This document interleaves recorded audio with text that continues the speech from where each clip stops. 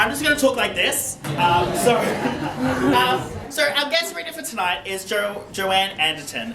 She is an award-winning author of speculative fiction, creative non-fiction, and children's books. Her speculative fiction includes the novels The Veiled World series and the short story collection The Art of Broken Things. Inanimates, Tales of Everyday Fear, and the Chime song and other stories. She is currently undertaking a PhD in creative writing at the University of Queensland, where she's attempting to write a memoir as a speculative fiction piece, which I am fascinated about, and I would love to talk to you about that more, and is having far too much fun with the process in it. You can find her online at joanneanderton.com. When asked what her how she likes to escape, she said she likes to go to Japan. Joanne Anderton, everyone.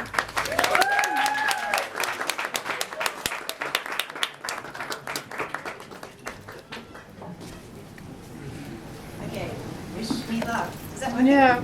Okay. There's such a generational divide here because I have paper. I love it. So thank you for having me. It's really exciting to be here again. I'm really happy to read. So we mentioned the PhD, which is this collection of short stories and creative non-fiction pieces, which is speculative fiction memoir. I'm actually going to read a story from that collection today. I think you guys, this is the first time I've actually shown anyone else these stories, so you get, I don't know, I'm hoping a special. See if you like it first, and then we can decide if that was a good thing. So this is a story called Onryo, and it's my take on the Nihon Sandai Kaiden, the three big Japanese sort of ghost stories. And it is a memoir piece, so just remember that it is completely true. And I'm also a horror writer, so most definitely trigger warnings. I was trying to think of what trigger warnings to give for this in particular. There's some body image stuff, there's some nasty sort of violent stuff. It's ghost stories, trigger warnings, yes. Okay. Sorry, I've been talking all weekend at the Writers' Festival, so we'll see how we hold up. Freshly clean and immersed in hot water, we lean back on the stones at the far end of an outside bath. We're in the women's section of a rural onsen. I cover the small tattoo on my left arm with a band-aid, and I haven't put in my contact lenses. My eyesight is bad enough that this softens the world, and it's easier to cope if I can't see the faces of the locals staring at us, can't tell if they're hostile or just curious about the foreigner bathing with them. And then you lean close, so our skin is almost touching, and ask, do you know any ghost stories? I scoff at that, because of course I do. What kind of horror writer do you take me for? Then tell me some. There are some good Japanese ones, I start to say, but you interrupt. No. Not stories you have heard, real ones. Ghosts you have lived. Okay then. This is a true story, I begin. You settle back on the rocks, sink a little deeper. The tip of your ponytail drifts in the bath. The first story is Oiwa, stone. The train ride between Takasaki and Tokyo takes 2.5 hours and is a direct line to Shinjuku. On weekday mornings, the carriages are full of students and office workers commuting to work. The woman in this story, let's call her Helen, had only been living in Japan for a month, so spent her train rides counting stops, checking the map and staring out the window, trying to absorb as much of this place as possible. Because she lived in Japan. She yearned for this in her deepest, quietest daydreams during the darkest years of her life, while the man she'd grown up with and married fell apart at the edges and she could find no way to put him back together. She'd imagined another life in this place. A small house in a country town where she could talk to cats and visit shrines and be whoever she pleased. And when that man decided the only way he could be whole was, in fact, to be without her, she turned that make-believe life into a real one, packed her possessions, sold her car, flew across oceans, started anew. On the morning this story takes place, Helen was on her way to a conference for work.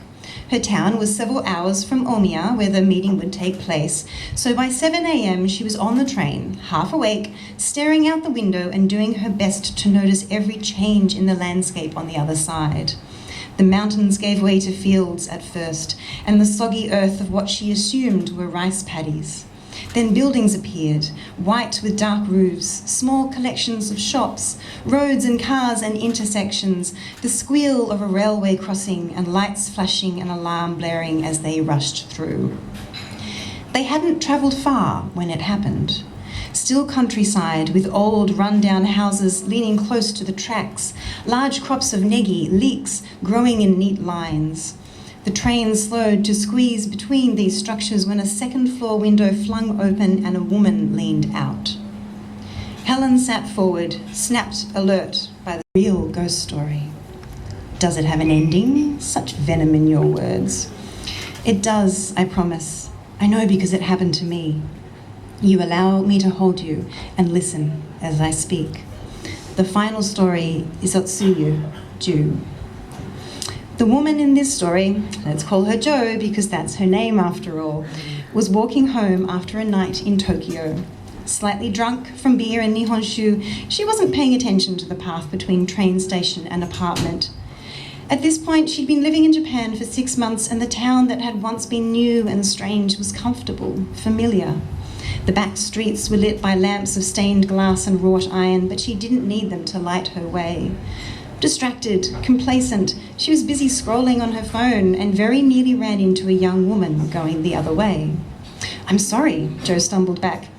The girl was holding a lantern made of paper with a flower print design and flickering with the unsteady light of flame. Dressed in a white tracksuit with the hood pulled up, long hair escaping to stain her shoulders black, short, altogether small, she peered up and the tiniest of smiles touched her lips. "My fault." Jo pocketed her phone, gave the girl a small, apologetic bow. "I should have looked where I was going." A gentle shake of the head. The girl probably had no idea what she was saying. Another bow. Jo skirted around, hurried the rest of the way home. The next night, a work night, sitting alone in her apartment watching TV programs she didn't fully understand, Jo couldn't say what it was that tugged her to shrug on a jacket, pull on her shoes, and go back to the well-known shortcut to the train. This time, she looked where she was going. She saw the lantern before the girl, bobbing and swaying with her slow, meandering gait, stopped in front of her and bowed. "Konbanwa, good evening. Sumimasen, I'm sorry about last night." She did not have the Japanese words for everything she needed to say. "I wasn't looking where I was going." It didn't seem to worry the girl. Same tracksuit, same smile, still silent. Are you okay out here? Can I walk with you just for a bit?" The girl didn't speak, didn't alter her pace, as together they wove a slow and strange path around houses and darkened shop fronts. But she smiled and seemed to listen as Jo spoke, rambling pointlessly about her day, the students she taught and the friends she'd made, and the way sometimes, just sometimes, she was lonely here on the other side of the world, but not always. Only in the darkness of certain nights did she feel the pinch of emptiness, the flip side of freedom, she supposed. They wandered for more hours than Jo realised, and finally, just before the sun came up, she found herself at the base of the stairs of her apartment, alone. But the next night there came a knock at her front door, and when she opened it, the girl and her lantern were there. In silence, she let them in. Every night after that, the girl returned. Every morning she was gone. Days became stretches of painful waiting, the sun a torture because everything was the night and the girl who refused to talk and would never stay. You know where this is going now, don't you? After many nights of this and days of exhaustion, lovesick and hurting from a lover who came and went as she pleased, Jo resolved to follow her. She pretended to fall asleep, only to rise and shadow the girl as she left before the dawn. Down a labyrinth of streets, she tracked the bob and sway of that lantern. They passed so many houses that the girl did not go into, and when they finally came to a cemetery, it almost felt inevitable. "Wait," Jo cried as the girl wound her way to an abandoned patch of ancient, overgrown graves edged with crimson flowers. And one, in particular, disturbed, dug up, and empty. "Don't leave me," Jo bruised her knees against gravestones as she struggled to catch up. "My futon is cold and I know what you are, but I don't care. Can't you stay?" When she reached the girl, she took her hand and what she grabbed instead was bone. The girl tried to hide her face behind her hood, the pale skull of it, the frozen evergreen and cavernous eyes. Her strength wavered and her skeleton wobbled, and the tracksuit, the shroud, no longer seemed enough to contain her, to keep her whole. Jo held the girl in her arms as the sun came up, but she was nothing but dust. Liar, you whisper in my ear, it was supposed to be a true story. But it is, I say, I am still holding you. Cheater, you insist, it was supposed to be a ghost story. But what are ghosts, I say, if not rage and torment and longing? You have no answer for that. You never really did. The water laps against my thighs as I stand and wade to the stairs. The dust of you trails in my wake. I grip the railing and climb out, careful on the slippery surface. My skin is red, wrinkled, and washed clean. Thank you.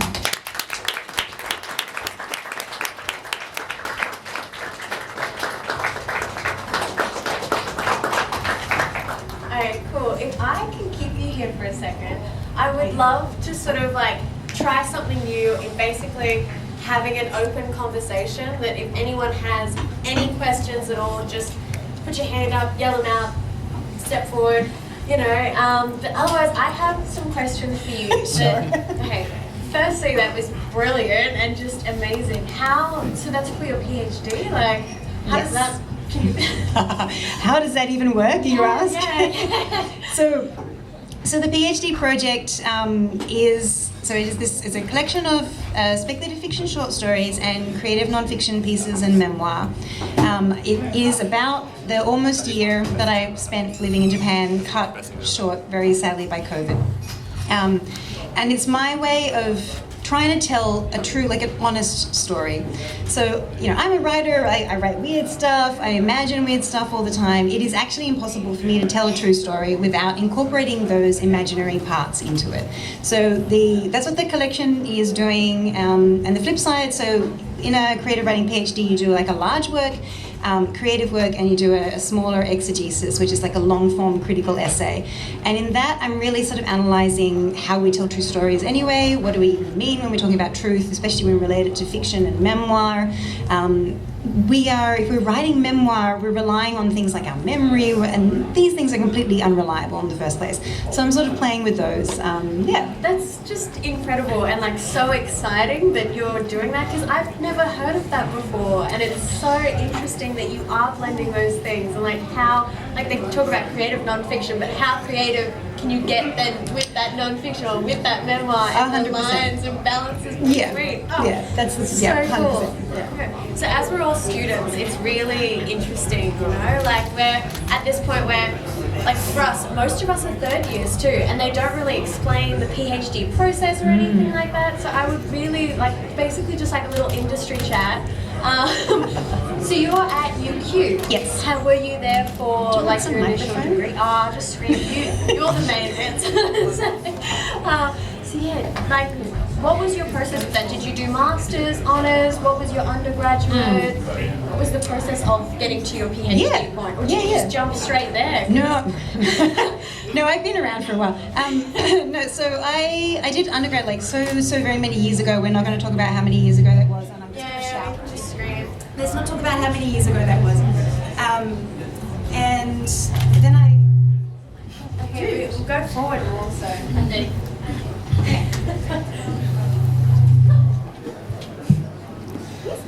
Speaking We of will have a ghosts, break after this, so Speaking of ghosts, we'll have a rest from that sound for a from second. the but- haunted microphone. That's what I was thinking. Yeah, You should have right? done Halloween here. It would have been, and then like the sound of the bathroom doors go. maybe we should do Halloween here. We probably still can. Anyway, so undergrad, like a long time ago, I worked in publishing for very many years. I knew, and I wrote at the same time. So I published books, short stories, and then in 2016, like big changes happened in my life, and I kind of went, okay, what am I actually doing? What do I want to do? And if I hadn't made earlier choices that I did make when I was younger, what would I want to do? And I was like, uni. I loved uni. I'm going to go back to uni. So I quit my job. I did a master's in creative writing, really enjoyed that, and then went to Japan, lived there, and then COVID happened, and I came back here and went, oh, now what? Like, I have no job, I have no car, I have nowhere to live other than my parents' house. I'm like, what do I do? And a friend of mine said, hey, why don't you do a PhD, creative writing PhD, UQ, and my friend is in Brisbane. And she's like, UQ is great. I was living in Sydney at the time.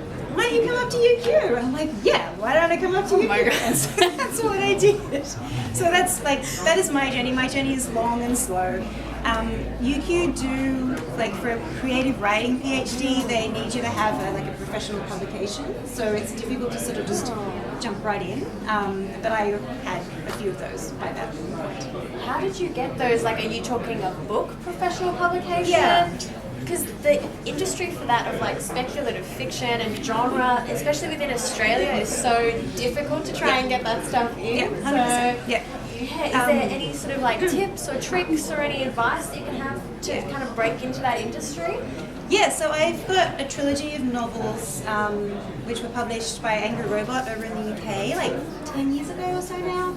And then 3 short story collections over the years. And a kids book, which has nothing to do with speculative fiction at all. It's called The Flying Optometrist. I'm honestly so curious. You sit on the panel and you do a kids book. And you're like, what? Yeah. And yeah, so the speculative fiction market in Australia is very small. Australia, the book market in Australia is very small to begin with, but then like narrow down to genre, it was even smaller. The overseas is really where you want to be aiming for to publish genre professionally. So, and again, overseas, the easiest way, sometimes the only way to get in is through an agent. So my advice is to start with agents, overseas agents in particular. Ideally, getting a deal that happens overseas that includes the best outcome is if you get a US deal, a UK deal, and someone who distributes in Australia, and then all the various translations that may come from that. But the best thing to do, if you're really serious and you're keen and you want to like write all the books and publish all the books, is the Australian speculative fiction community is amazing. We have conventions. Sadly, COVID slowed it down a little bit, but there's a convention that just happened in Melbourne, which is the National Sci-Fi Convention. There's one that happens every year in Canberra around October. There used to be Brisbane ones. There hasn't been for a little while. I've heard some sort of rumblings about it, so we might get them back again. Go to those, because you will meet writers, you'll meet other up-and-coming writers, you'll get to nerd out for like 3 days. And also publishers and agents are there, and it's just a great way to make those connections. You'll find, you guys already have people that you can critique each other's work and give each other advice. That's also super helpful. But you'll sort of find those connections. And I really think that's the best way to start, is to like become a part of the community in Australia and then overseas. There's WorldCon is happening in August in Glasgow. There's a whole Aussie contingent going to that, and that's the best sort of melting pot to meet people. And, yeah. Does anyone have any questions or anything that they might want to ask? Do you have a process for like how you meld the speculative and fiction aspects of your writing? Like for the PhD in particular, or just in general? In general. I think I see everything through a speculative lens, and I can't help it. So I'll give you an example. We were at one of the panels at the BWF was a Gothic Tales panel, right? It was really cool. And we were sitting there, they were talking about Gothic Tales, and I'm like, a couple of years ago, I went on a trip to the Gold Coast with a girl that I was seeing at the time, and then we got trapped there because of the lockdown. That could be Gothic. Like, that's, you know, like, hang on a minute. This really nice time that I had could actually be Gothic. And then what if the cat was like, he was possessed or something? I cannot not see things through the speculative lens, which is actually kind of what the PhD grew out of. Because every time I would see something, I'm like, this is really cool. I'd write it down in my notebook, and I would have to turn it into something other. Like, I just can't help it. So I don't know if that's really a process, other than just a brain chemistry thing. How did you narrow down the idea for your thesis, though? Because that's something Well, so literally, when I was there, and always, like I take notes, I'm sure you guys do this too.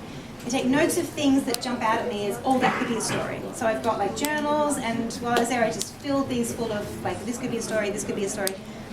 And then I came back, I was like, right, I'm gonna write these. So I started writing them as like sci-fi stories. Like, wow, that doesn't feel right. I'm not capturing the thing that I want to tell, like the fact that it was only a year, not even a year, but it changed something in me, and I'm not capturing that right. Okay, creative nonfiction, I've done that, we can do that. Started writing that, I was like, this is not doing it either, because this is not including all the speculative stuff that I cannot help but see. What if we just do, can't it be both? Like, you know, it's like, let's do both.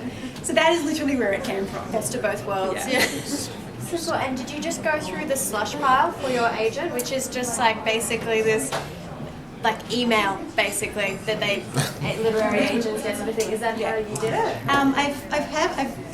I've had two. Like, so the one that I had that sold my original trilogy, I met.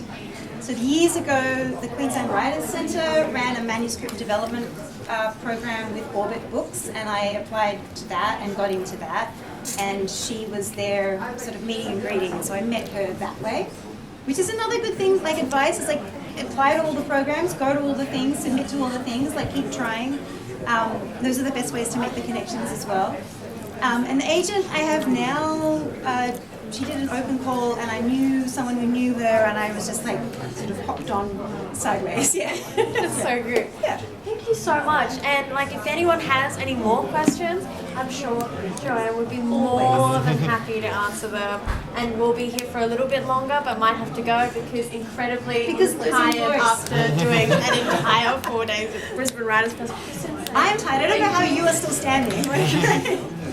There is also, so the bar has got a cocktail that they've made for the night for us, which is called Cocoa Comet, and it's got like, I'm trying to think, okay, a coconut and lavender margarita with a coconut water ice ball, courtesy of the Stellar team at the End Bar.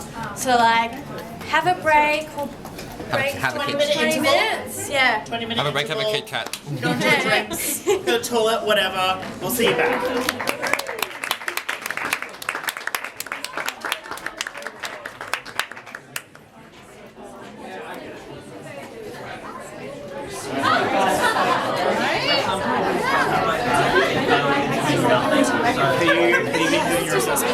No, I've been standing watching. Now it's time to do it. Yeah.